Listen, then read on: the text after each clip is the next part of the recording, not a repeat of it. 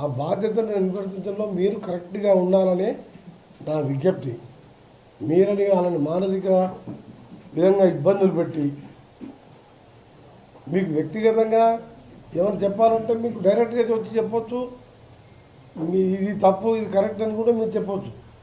కానీ మీ social media channel పెట్టి అందుకనే మీ సోషల్ మీడియా వాళ్ళు కూడా విమర్శిస్తలేదు. మీరే ఆలోచించుకోవాలి. మీకు రేపు పరిస్థితి అయితే ఏదో విధంగా మీరేమైనా చేసినా చేయకుండా మీ మీద కోపం ఉన్నా లేదని పెట్టుకోవచ్చు. దీనికి లిమిట్ లేదు కదా, దీనికి ఏం మీద అబ్జెక్షన్ లేదు కదా. దీనికి పెట్టుకుంటే అప్పుడు మీరు ఎట్లా ఉంటారు? ఇప్పుడు ఐఏఎస్ ఆఫీసర్ పరిస్థితిలో ఉంటే మీ పరిస్థితి ఏంది, మీ ఇంట్లో పరిస్థితి ఏంది, మీ బంధువుల పరిస్థితి ఏంది? నిజంగా ఎందుకంటే ఒక మహిళా ఆఫీసర్లు అంటే వాళ్ళు ఉద్యోగాలు చేయడమే తప్ప ట్రాన్స్ఫర్లు వాళ్ళు చేస్తుంటారు. గవర్నమెంట్ వాళ్ళ ఇష్టమైనట్టు ఎక్కడ ఎప్పుడు చేయాలి అడ్మినిస్ట్రేషన్ ముఖ్యమంత్రి గారు అది. అరే గౌరవ ముఖ్యమంత్రి ప్రజల కోసం 24 గంటలు పనిచేసే ముఖ్యమంత్రి ఒక్కరోజు రెస్ట్ తీసుకోకుండా ఆయన మీద కూడా ఆ మధ్యలో సోషల్ మీడియాలో ఒకటి చూసిన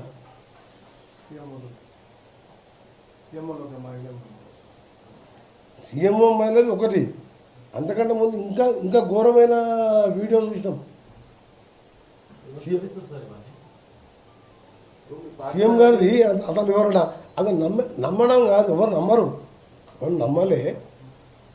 సీఎం గారు అది చేసి ప్లస్ మళ్ళీ సీఎంఓలో మహిళ అని చెప్పి బలం కొట్టేసి ఇవన్నీ అది సీఎంఓ గారిది. సీఎం గారికి ఫస్ట్ వచ్చింది చూసినా కానీ సెకండ్ వచ్చింది చూడలే, ఎవరో చెప్పింది. రెండోది మన ఇన్ఛార్జ్ మినిస్టర్ మొదటిసారి ఎమ్మెల్యే అది అని చెప్పి నిన్నమానం మళ్ళీ. నేను చెప్పేది ఒకటే ఏంటంటే మా మీద వేసుకోండి, ఒకసారి మా మీద వేయండి, కొన్ని రోజులు బాధపడతాం. మాకు కూడా భార్య పిల్లలు వాళ్ళు కూడా బాధపడతారు, మా బంధువులు బాధపడతారు, మా కార్యకర్తలు బాధపడతారు. కానీ ఆఫీసర్లు మహిళా ఐఏఎస్ ఆఫీసర్ని చూడకుండా అసలు ఎక్కడ పోతుంది అర్థమైతే లేదు నాకేది. నా మీద కాదు, బాగా సీఎం మీద నువ్వు వేసినావు, నువ్వు కాదు. సీఎం గారు పోతున్నట్టు బండి నడుపుతున్నాడు, ఫోటో వేసి పెట్టింది ఐటమ్. సీఎం వల్ల మహిళా ఆఫీసర్ మొత్తం ఎప్పుడో సీఎం చూసిన మీ మహిళా ఆఫీసర్ సీఎం గారు ఎప్పుడన్నా ఆఫీసర్ మీరు చూసినా ఏం ఐటమ్ అది? నేను మొదటిసారి ఎమ్మెల్యే ఇన్ఛార్జ్ మినిస్టర్ అని, ఇప్పుడేమో నల్గొండ మినిస్టర్, చంద్రబాబు మినిస్టర్ అని ఇవన్నీ మీరు చూసినా మీరు దింకారా దానికి? అదే ఎవరు అనుకుంటే మీరు వేస్తున్నారు. అది కాదు, దానికి పొద్దు ఉదయమే డీజీపీ గారితో క్లియర్ కట్గా మీరు పోలీస్ పరంగా రిపోర్ట్ చేయాలని గంట సేపు శివధర్ రెడ్డి గారితో డిస్కస్ చేయడం జరిగింది. మీరు సమగ్ర విచారణ చేయాలని చెప్పి వారు గంట సేపు వారితో చర్చించడం జరిగింది. వారికి కూడా అప్పటికే రిపోర్ట్ ఉన్నది, ఆల్రెడీ మా దగ్గర రిపోర్ట్ ఉన్నది. మళ్ళా కూడా డీటెయిల్గా ఎంక్వైరీ చేసి కఠిన చర్యలు తీసుకుంటామని మా అసోసియేషన్ తరపుకెళ్ళి కూడా లెటర్ పంపించిందని చెప్పి మళ్ళీ ఇంతకుముందు కూడా మళ్ళా అడిషనల్ డీజీపీ విజయ్ కుమార్ గారు వాళ్ళు కూడా మాట్లాడిండ్రు. వాళ్ళ అసోసియేషన్ తరపుకెళ్ళి కూడా వచ్చింది. అది ఎంక్వైరీ చేసుకుంటాం. డీజీపీ గారు గంటసేపు నాతో మాట్లాడాడు. ఆయనకి ఎట్లా జరిగిందో ఆయనకు ఫస్ట్ అడిషనల్ డీజీపీ అంతకుముందు ఆయనే ఉండే ఇంటెలిజెన్స్. నేను మినిస్టర్ అయినట్టుకు ఒక కలెక్టర్ ఉండే కర్ణన్, ఆ తర్వాత మళ్ళీ హరిచంద్రన్ కలెక్టర్ వచ్చింది. తర్వాత ఎమ్మడే ఎలక్షన్ పార్లమెంట్ ఎలక్షన్ పర్పస్ చేసి ఆ సీనియర్ ఆఫీసర్గా తీసుకొచ్చి మళ్ళీ హైదరాబాద్ పోస్టింగ్ ఇచ్చాం. ఆ తర్వాత మునుక్కెళ్ళి ఒక కలెక్టర్ వచ్చాం. ఆ తర్వాత చంద్రశేఖర్ వచ్చాం. ఎక్కడ కూడా కలెక్టర్ పోస్టింగ్ వచ్చి ఆర్డర్ అయ్యి ఆ కలెక్టర్ వచ్చి నన్ను కలిసిందాక నేను టీవీలో చూసిన తప్ప మాకు తెలియదు. నేను కాదు, మీరు 14 మంది 13 మంది మినిస్టర్లు అడగండి, ఏ మినిస్టర్ కానీ చెప్పి కలెక్టర్ నిషేధ. ఈ ముఖ్యమంత్రి కాదు, ఏ ముఖ్యమంత్రి అయినా సరే కలెక్టర్ పోస్టింగ్లో వాళ్ళ జోక్యం ఉండదు. అందుకనే ప్రభుత్వం తరఫున మొత్తం డీటెయిల్గా ఎంక్వైరీ చేయాలనే నేను సీఎం గారికి చెప్పడం జరిగింది. డీజీపీ గారికి, ఇంటెలిజెన్స్ డీజీపీ గారికి డీటెయిల్ ఎంక్వైరీ చేసి ఇమీడియట్గా దీని మీద వాస్తవం ఏంది, తప్పుడు వార్తలు ఏంది తీసుకోవాలని చెప్పి నాకు ఇవన్నీ చూస్తుంటే ఏంటంటే ఒక ఏదో ప్రభుత్వాన్ని అప్రతిష్ట పాలు చేసి ప్రభుత్వాన్ని ప్రతిష్టంభం తీసుకురావాలనో లేకపోతే ఇంకేమైనా చేయాలనో ఏం చేస్తుందో ఆ విచారణ జరిగితే కాదు తెలియదు. జ్ఞానంతో నేను ఏ కుట్ర అని చెప్పి నేను ఆ పోలీస్ ఎంక్వైరీలో తేలుతుంది ఎందుకు వచ్చింది ఈ వార్తలు, ఎందుకు ఈ వార్తలు వస్తున్నాయి, ఎందుకు ఈ టీవీలు వస్తున్నాయి. ఒక 20 రోజుల్లోనే మొత్తం కూడా బయటపడుతుంది.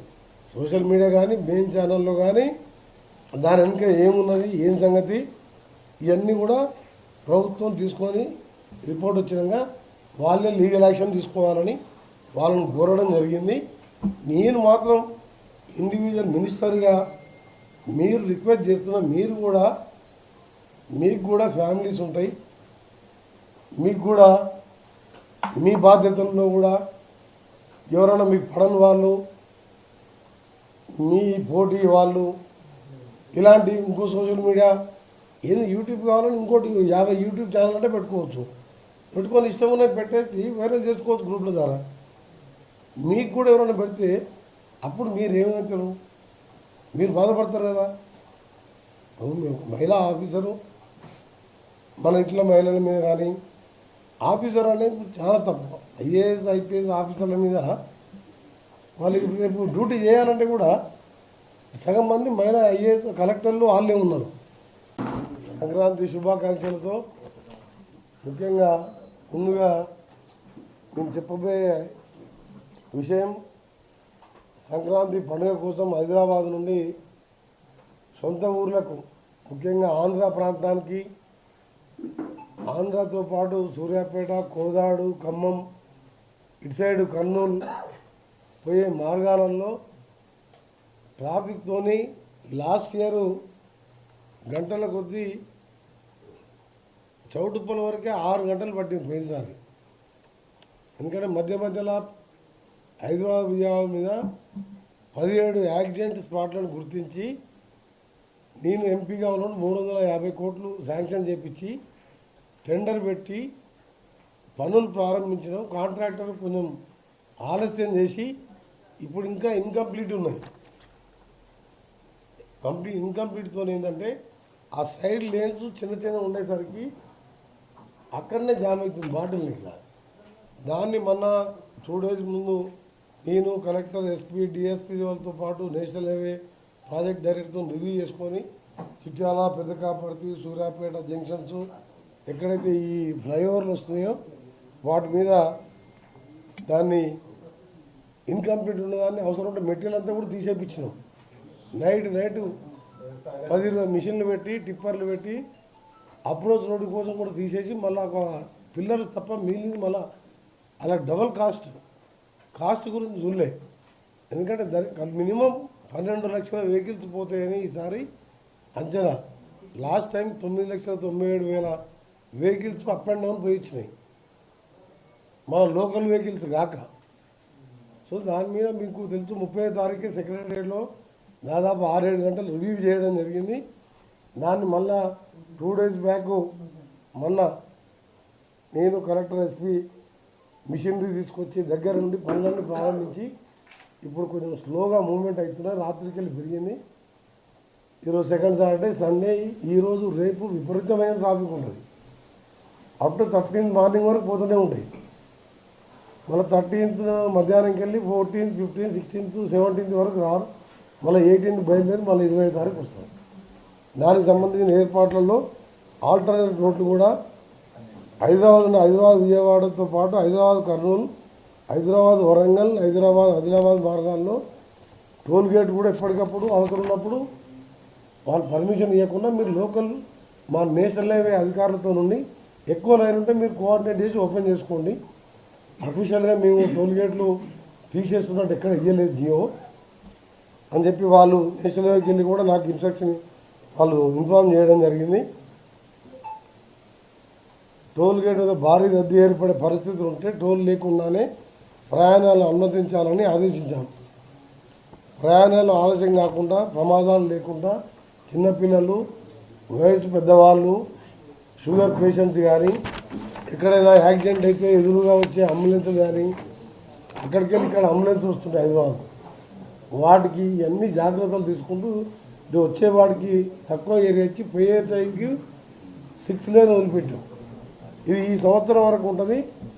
వచ్చే సంవత్సరం హైదరాబాద్ విజయవాడని 6 లేన్గా చేస్తానికి 10,410 కోట్లతోని టెండర్లు కూడా పిలిచే స్టేజ్లో డిపిఆర్ కూడా పూర్తయింది. ప్యారలల్గా ఫ్యూచర్ సిటీకి వెళ్ళి బందర్ వరకు వయా అమరావతి రింగ్ రోడ్ మీదుగా బందర్ వరకు గ్రీన్ఫీల్డ్ హైవే దాన్ని కూడా డిపిఆర్ స్టార్ట్ అయింది. అది 20,000 కోట్లు. అంటే 2 విజయవాడ రోడ్లు ఇప్పుడున్న ఓల్డ్ హైవేని 8 లేన్గా చేస్తూ దాని పక్క నుంచి హై స్పీడ్ ట్రైన్ కూడా కేంద్ర ప్రభుత్వం ఆంధ్రప్రదేశ్ విభజన చట్టంలో పెట్టిన విధంగా దాన్ని కూడా ఆమోదం తెలియజేసి దాన్ని కూడా డిపిఆర్ కోసం టెండర్లు పిలవడం జరిగింది. ఇది ఒక్కసారి మాత్రం, ఎందుకంటే గుంటూరు, మాచర్ల, అద్దంకి, ఒంగోలు, నెల్లూరు వెళ్ళడానికి నార్కెట్పల్లి దగ్గర రైట్కి తీసుకుంటే వయా నల్గొండ, మిర్యాలగూడకి వెళ్ళి వీళ్ళకి ఏర్పాటు చేసినాం. ఈసారి డివైడ్ చేసినాం. గుంటూరు వాళ్ళకి ఏంటంటే మాకు అద్దంకి మా నల్గొండ బార్డర్ కూడా ఖాళీ ఉంటుంది. అది కూడా హ్యామ్ కింద మా గతంలో చేపట్టిన రోడ్డు, అది 2 లేన్ రోడ్, 4 లేన్. ఆ రోడ్ కట్ అన్ని తీసుకుంటూ పోలీసు వాళ్ళకి ఇన్స్ట్రక్షన్ ఇచ్చినాం. విజయవాడ పోయే వాళ్ళకి నేరుగా హైదరాబాద్ అబ్దుల్లాపూర్ మెట్ దగ్గర, దూప్రాడ్పేట దగ్గర బాటిల్ ఉంటే నేను రివ్యూ చేసిన నైట్ అన్ని కూల కొట్టేసి వాళ్ళ కంపెన్సేషన్ ఇచ్చి ఈ 8 డేస్లో రోడ్డు కూడా వేయించడం జరిగింది.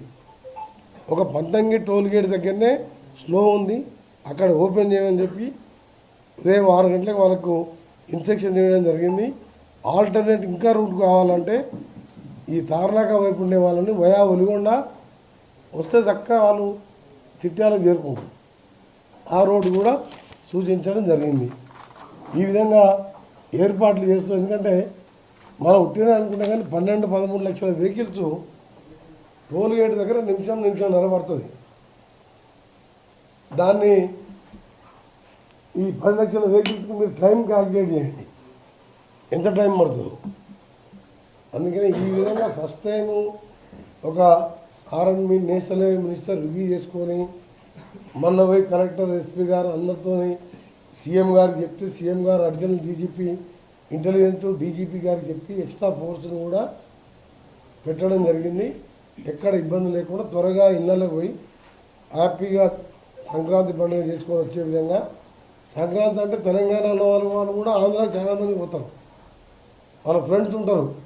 నన్ను కూడా రమ్మని చాలామంది పిలిచాను. కానీ మాకు ఇక్కడ గోదాదేవి కళ్యాణం నల్గొండలో ఉన్నది. ఇక్కడ 14th రోజు దేవరకద్ర కాన్ఫరెన్స్లో కొన్ని రోడ్ ఇనాగ్రేషన్ పెట్టుకున్నాం. మున్సిపల్ రోడ్స్ ఇప్పుడే ఎమ్మెల్యే గారు వచ్చిపోయినాం. అలాగే చేవెళ్ళ కాన్ఫరెన్స్లో ఇప్పుడే ఎమ్మెల్యే గారిని పంపించి వచ్చినాం. ఆడ కూడా 30 కోట్ల బీటీ రోడ్డు 12th రోజు ఉన్నది. సో మా ప్రోగ్రామ్స్నే కానీ అక్కడ కూడా పిలిచిన చాలామంది friends, Andhra friends, Telangana friends ఉంటారు. మనడా కలిసి ఉన్నోళ్ళే చాలామంది తెలంగాణలో కూడా పోతారు పండుగకు. సో దీని మీద ఈరోజు మొదటిసారి గవర్నమెంట్ క్యాబినెట్ మినిస్టర్గా నేను అంబులెన్సులు ప్రతి 20 కిలోమీటర్స్కి ఒకటి గవర్నమెంట్ అమలు చేయడం. మా ప్రతి ఫౌండేషన్ అంబులెన్సులు ఉన్నాయి. ప్రతి 20 కిలోమీటర్ 30 కిలోమీటర్లు ఒకటి. క్రేన్స్ ఎక్కడన్నా వెహికల్స్ ఆగిపోతే ఇవన్నీ కూడా ట్రాఫిక్ ఇబ్బందులు లేకుండా మొదటిసారి ప్రభుత్వం ఒక మినిస్టర్గా నేను 30వ తారీఖు రోజే ఈ నిర్ణయాలు తీసుకోవడం జరిగింది. అందుకని అందరికీ కూడా ఇస్తున్నాం. మీరు ఎక్కడున్నా ఒక టోల్ ఫ్రీ నెంబర్ కూడా ఇచ్చినాం. టోల్ ఫ్రీ నెంబర్ ఇచ్చి ఇక్కడికి వెళ్ళి అవసరం ఉంటే కూడా నువ్వు ఎక్కడ ఎమర్జెన్సీ ఉంటే ఎవరికైనా ఇబ్బంది ఉన్నా ఎక్కడైనా యాక్సిడెంట్ అయ్యి మేజర్ యాక్సిడెంట్ అయినో లేకపోతే సడన్గా సిక్ అయినా కానీ మాకు ఇన్ఫార్మ్ చేస్తే హెలికాప్టర్లో పోయి కూడా వాళ్ళని పికప్ చేసే విధంగా హెలికాప్టర్లో తీసుకుపోయి అక్కడ తీసుకెళ్ళి వాళ్ళని హాస్పిటల్లో చేర్పించే విధంగా కూడా ఒక టోల్ ఫ్రీ నెంబర్ కూడా 24 hours మా స్టాఫ్, మా పిఏ, పిఎస్లు అందరూ కూడా అదే పని మీద ఈ వారం రోజులు అంటే మధ్యలో 3 రోజులు ఎట్లా ఖాళీ ఉంటుంది. హైదరాబాద్ రోడ్డు ఖాళీ